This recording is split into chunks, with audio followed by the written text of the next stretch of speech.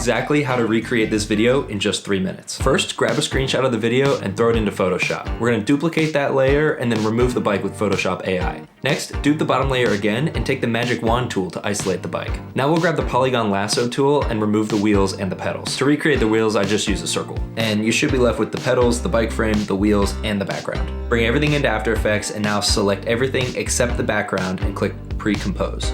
Open that up. Now select everything except for the frame and click R to bring up rotation. We'll add a keyframe at the beginning of the clip and then we'll scroll all the way to the end and add 6 rotations to create a new keyframe. Make sure you turn on motion blur for all these layers. Now to create the path, we'll click the pen tool and draw a little wiggly shape.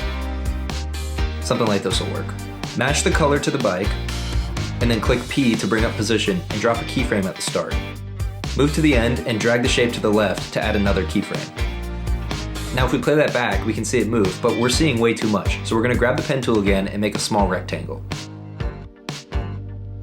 Select your path layer, go to the track matte setting, and drag the pick whip up to the rectangle layer that we just made. Boom, now we see only what we wanna see. Now select the bike pre-comp and add a keyframe for position and rotation at the start. Now we're just gonna adjust position, rotation, move a few frames, adjust it again, move again, over and over until you've done the entire clip. This is the most tedious part. We're getting closer, but there's one huge problem. The cars aren't moving. It's still an image, so let's fix that. Select everything and pre-comp. Use the pen tool to create a simple mask, and then drag in your footage. And now we have moving cars, but the animation isn't sticking to the sign. Double click on your footage layer and go to the tracker tab. Click track motion, and then we're gonna place our tracker on an easily identifiable object like this bolt at the bottom here.